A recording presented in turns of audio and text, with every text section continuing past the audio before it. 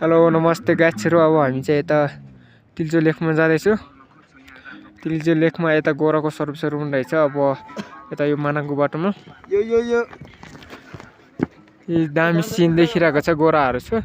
यता यो चाहिँ 22 किलोमिटर भन्ने ठाउँमा रहेछ। तलबाट मान्छे लिएर आउँदैछ साथी गाइजहरुले। यो चाहिँ यता पहिरोमा डुङ्गा जर्ने रहेछ। यता ग्याबिङको छेउमा कहिले नबस्नु होला साथीहरु, डुङ्गा जरिरहने रहेछ कहिले दुई चाहिँ खतरा देखिने छ है। यही होला गाइजहरु,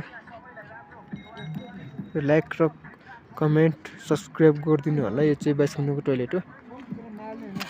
हामी अब यो 22 किलोमिटरको टोयलेट हेरिरहने छौँ।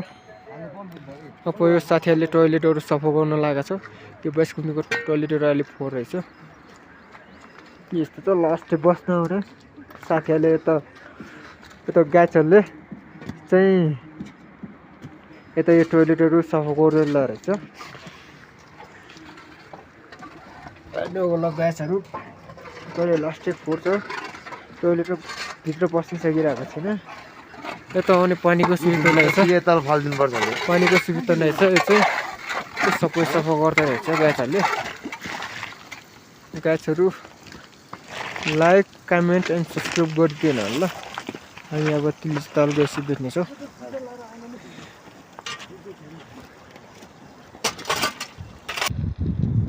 यस्तो सफा गरिरहेको छ।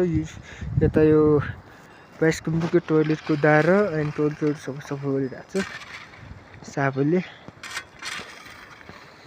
अब हामी तिल्चो तालमा भेट्नेछौँ। तिल्चो ताल जाँदैछौँ। अब चाहिँ भर्खर तिल्चो लेक आइपुगेको छु गाइजहरु। यो चाहिँ तिल्चो लेकको साइनबाट यो चाहिँ 4949 मिटरमा रहेको छ यो तिल्चो लेक। लगभग यो तिल्चो लेकको तल डाउनको चाहिँ हो। अब हामी चाहिँ भर्खर 5100 मिटरमा आइसकेका छौँ। यो चाहिँ Tilicho lake. Tilicho lake is the so beautiful is amazing yeah all without is the snow yeah.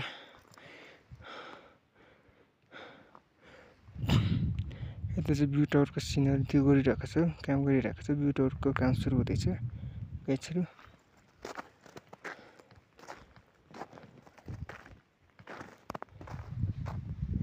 Wow, यहाँ भगवान र शिव भगवानको मूर्ति पनि रहेको छ।